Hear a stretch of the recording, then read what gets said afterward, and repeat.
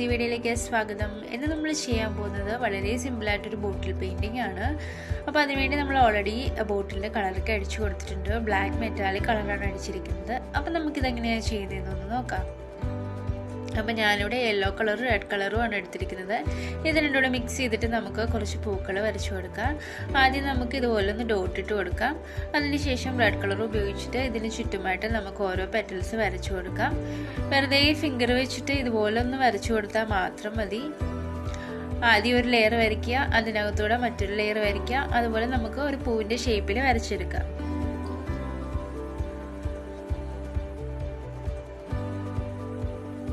ഇതുപോലെ ജസ്റ്റ് ഒന്ന് വരച്ചു കൊടുത്താൽ മാത്രം മതി.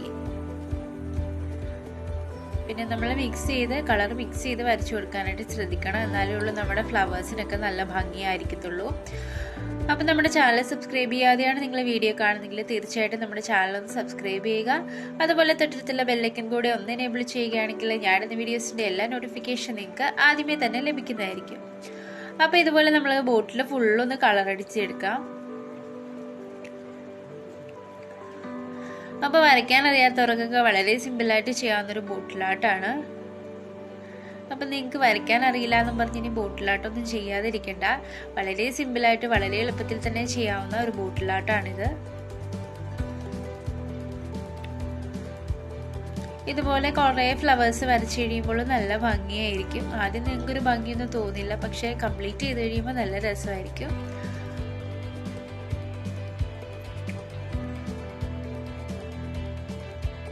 ഈ ഫ്ലവർ വരയ്ക്കാനായിട്ട് നമുക്ക് ബ്രഷിൻ്റെ ഒന്നും ആവശ്യമില്ല. നമ്മുടെ കൈവിരലിൽ മാത്രം മതി. വെറുതെ ഒന്ന് വരച്ചു കൊടുത്താൽ മാത്രം മതി.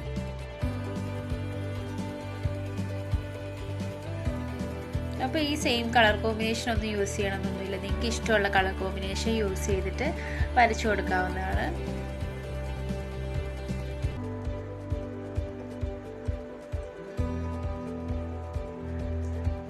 വരയ്ക്കാൻ അറിയാത്തവർ പ്രത്യേകിച്ച് ഇതൊന്ന് ട്രൈ ചെയ്ത് നോക്കണം. എന്നിട്ട് നിങ്ങളുടെ കമൻസ് ഒക്കെ കമൻറ്റ് ബോക്സിൽ ഇടുകയും വേണം. ഇപ്പോൾ കണ്ടോ, 2-3 ഫ്ലവേഴ്സ് ആയപ്പോൾ തന്നെ നല്ല ഭംഗിയായിരിക്കും. അപ്പോൾ ബോട്ടിൽ ഫുള്ള് നമ്മൾ വരച്ച് കഴിയുമ്പോൾ ഇതിൽ നല്ല ഭംഗിയിൽ നമുക്ക് കിട്ടും. അപ്പോൾ ഇതുപോലെ നമുക്ക് ബോട്ടിൽ ഫുള്ള് ചെയ്തെടുക്കണം.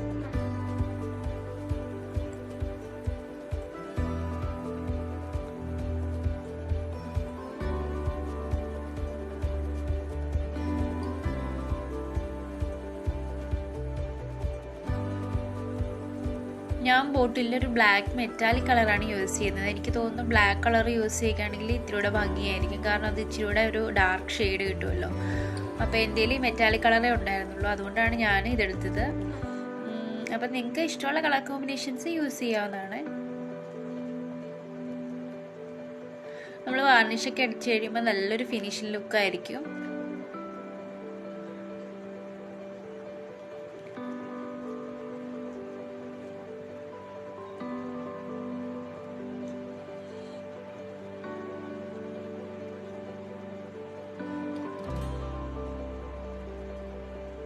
ബ്രഷ് കൊണ്ടൊന്നും വരച്ചാൽ നമുക്ക് ഇത്രയും ഫിനിഷിംഗ് ലുക്കൊന്നും കിട്ടില്ല.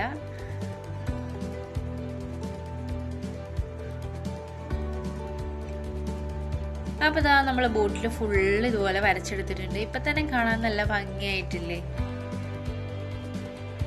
ഇനി നമുക്കിതിലേക്ക് കുറച്ച് ഇലകളൂടെ വരച്ചു കൊടുക്കാം. അപ്പോൾ ഞാൻ ഇതുപോലെ ഒരു പരന്ന ബ്രഷാണ് എടുത്തിരിക്കുന്നത്. അപ്പോൾ അത് ഉപയോഗിച്ചിട്ട് നമുക്ക് കുറച്ച് ഇലകൾ വരച്ചെടുക്കാം. ഇത് ഞാൻ ജസ്റ്റ് ഒന്ന് സ്ട്രോക്ക് ചെയ്തിട്ടാണ് ഇലകൾ വരച്ചെടുക്കുന്നത്. ഇതുപോലെ ഒന്ന് ജസ്റ്റ് 2 സൈഡിലും ആക്കി കൊടുത്താൽ മാത്രം മതി. വളരെ സിമ്പിളായിട്ട് തന്നെ ഇല വരയ്ക്കാവുന്നതാണ്. ഇനിയിപ്പോൾ നിങ്ങൾക്ക് ഇങ്ങനെ വരയ്ക്കാൻ അറിയില്ലെങ്കിൽ നമ്മുടെ കൈകൊണ്ട് തന്നെ വെറുതെ ഒന്ന് തോണ്ടി വിട്ടാൽ മതി.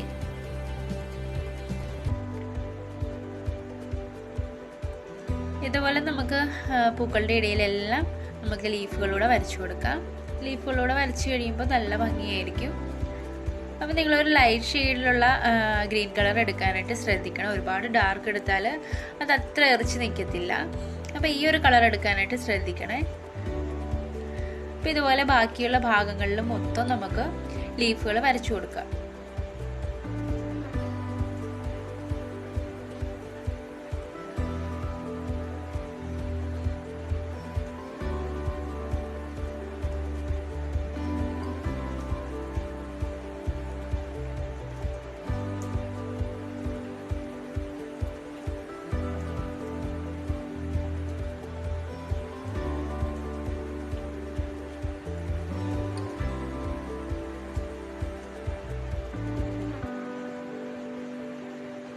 അങ്ങനെ നമ്മൾ ലീഫുകളെല്ലാം വരച്ചെടുത്തിട്ടുണ്ട്. ഇനി നമ്മൾ വാർണിഷ് കൂടെ അടിച്ചു കഴിയുകയാണെങ്കിൽ നമ്മുടെ ബോട്ടിൽ ഇവിടെ കംപ്ലീറ്റ് ആയിരിക്കുകയാണ്. അപ്പോൾ നമുക്ക് വാർണിഷ് കൂടെ അടിച്ചു കൊടുക്കാം. അങ്ങനെ നമ്മുടെ ബോട്ടിലൂടെ കംപ്ലീറ്റ് ആയിരിക്കുകയാണ്. നല്ല ഭംഗിയുണ്ട് ഇപ്പോൾ കാണാൻ. അപ്പം വരയ്ക്കാൻ അറിയാത്തവർ എന്തായാലും ഒന്ന് ട്രൈ ചെയ്ത് നോക്കണം. അതുപോലെ നിങ്ങളുടെ അഭിപ്രായങ്ങൾ കമൻറ്റ് ബോക്സിൽ ഇടുകയും വേണം. അപ്പോൾ നമ്മുടെ വീഡിയോ ഇഷ്ടമായെങ്കിൽ ലൈക്ക് ചെയ്യുക, കമൻറ്റ് ചെയ്യുക, സബ്സ്ക്രൈബ് ചെയ്യുക. അതുപോലെ തൊട്ടടുത്തുള്ള ബെല്ലൈക്കൺ കൂടെ ഒന്ന് എനേബിൾ ചെയ്യുകയാണെങ്കിൽ ഞാനിടുന്ന വീഡിയോസിൻ്റെ എല്ലാ നോട്ടിഫിക്കേഷൻ നിങ്ങൾക്ക് ആദ്യമേ തന്നെ ലഭിക്കുന്നതായിരിക്കും. അതുപോലെ നമ്മൾ ഫേസ്ബുക്കിൽ നമ്മുടെ കുഞ്ചൂസ് ക്രാഫ്റ്റിൻ്റെ പേജ് തുടങ്ങിയിട്ടുണ്ട്. അപ്പോൾ എല്ലാവരും ഒന്ന് ലൈക്ക് ചെയ്യുകയും ഫോളോ ചെയ്യുകയും വേണം. അപ്പോൾ ആ പേജിൻ്റെ പിക്ചറും ഞാൻ വീഡിയോയുടെ ലാസ്റ്റ് ഉൾപ്പെടുത്തിയിട്ടുണ്ട്. അപ്പോൾ എല്ലാവരും ഒന്ന് ലൈക്ക് ചെയ്യുകയും ഫോളോ ചെയ്യുകയും വേണം. അപ്പോൾ നമുക്ക് മറ്റൊരു വീഡിയോയിൽ കാണാം. Bye bye.